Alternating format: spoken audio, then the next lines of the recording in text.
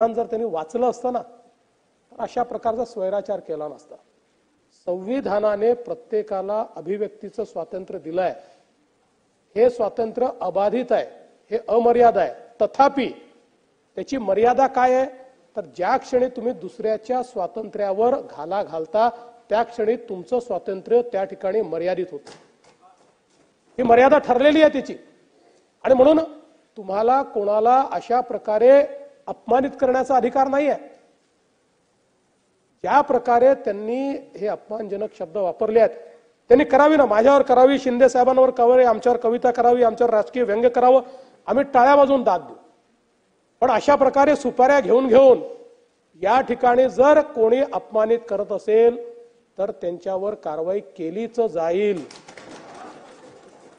सोडण्याचं कारण नाही आहे। आणि मग मी सगळ्यांना सांगतो, छात्या बडवू नका। अभिव्यक्तीचं स्वातंत्र्य चाललंय, संविधानाच्या विरोधात चाललाय, हे छाता बडवणाऱ्यांना मी स्पष्टपणे सांगू इच्छितो, या गोष्टी या महाराष्ट्रात आम्ही सहन करणार नाही।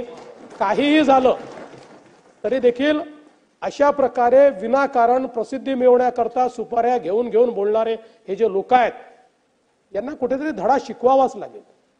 महाराष्ट्राचं मानसिक स्वास्थ्य खराब करण्याचं काम ही मंडळी करतायत। मी पुन्हा एकदा सांगतो, स्टँडअप कॉमेडी आम्हाला आवडते, आम्ही स्टँडअप कॉमेडी पाहणारे लोक आहोत, त्याला दाद देणारे लोक आहोत। पण त्याच्या नावाखाली जसं मध्यंतरीच्या काळामध्ये त्या अलाहाबादियांनी ज्या प्रकारचं स्टेटमेंट दिलं रणवीर अलाहाबादियांनी, हे असल्या गोष्टी आम्ही सहन करणार आहोत। आई वडिलांच्या संदर्भात इतकं घाणेरडं घृणास्पद अशा प्रकारचं स्टेटमेंट हे लोक देतील आणि कुठल्या तरी OTT प्लॅटफॉर्मच्या माध्यमातून असल्या गोष्टी चालवतील। म्हणून मी सांगितलं, स्वातंत्र्याचा स्वैराचार झाला आणि आपण जर चूप बसलो तर आपल्या पुढच्या पिढी आपल्याला माफ करणार नाही। हा स्वैराचार होऊच द्यायचा नाही। आणि म्हणून या संदर्भात निश्चितपणे जी काही कायदेशीर कारवाई, कडक कायदेशीर कारवाई करता येईल ती कारवाई केलीच जाईल। त्यामध्ये कुठल्याही परिस्थितीमध्ये कोणीही कितीही दबाव आणला आणि किती